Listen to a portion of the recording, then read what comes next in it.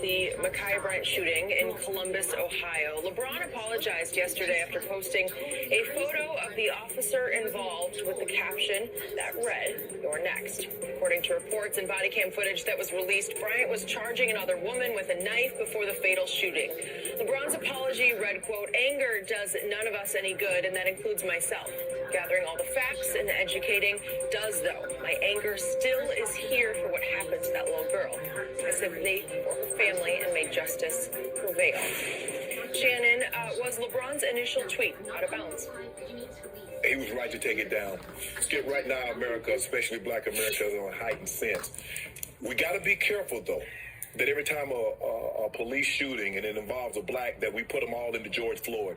We put them all into Dante Price. I think his name is Dante Price, the young man that was shot in the back. The lady thought she was using a taser. We got to be careful not to lump all of these in one case, and we're going to have to look at it and take it on a case-by-case basis. Yeah. I think LeBron maybe was a little premature because the information is that a 17-year-old was 17-year-old was shot, and she didn't have anything. And come to find out, we see what transpired, and that's a lot different than George Floyd. That's a lot different than the young man that was shot in the back. So we got to be careful.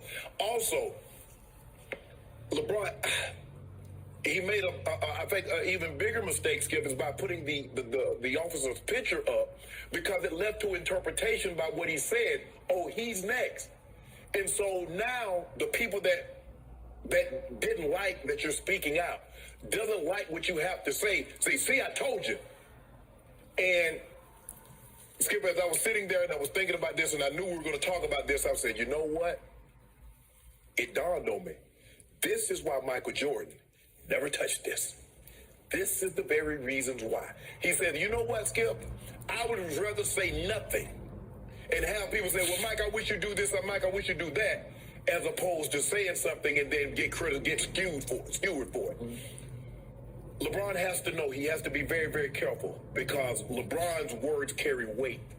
And he left to interpretation. Is he really putting a picture of this officer up saying he's next?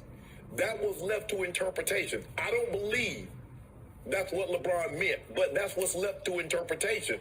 And without, Skip, when you and I talk, you know exactly where we stand. Sometimes tweets, sometimes picture doesn't tell the whole story of what a person is trying to convey. That's what I love about this show. We have 2.5 hours, and we get an opportunity. There is no middle ground. There is no misunderstanding where Shannon Sharpe or Skip Bayless stand on a particular topic, because we've had an opportunity to lay out what we want to say and how we want to say it.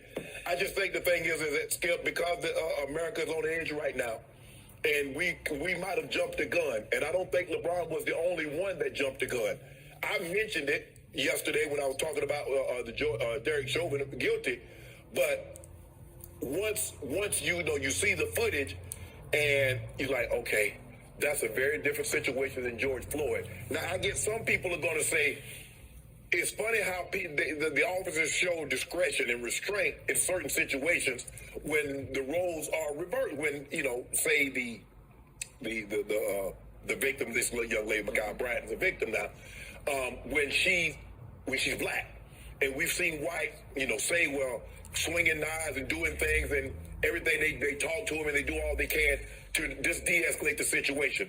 But I just think the thing was LeBron was on edge, considering what just happened with the George Floyd situation. And you hear in his home, Skip, he's from Ohio. I think this is in Columbus. Mm-hmm. So not right around the corner from Cleveland, but it's still, it's his home, neck of the woods. And I think the bigger mistake was putting the officer's picture up, and then because he left to interpretation, and that's what you don't want to have happen. You don't want people to speculate what you mean. And those that do not like LeBron and were waiting for this opportunity to pounce, he gave them that opportunity.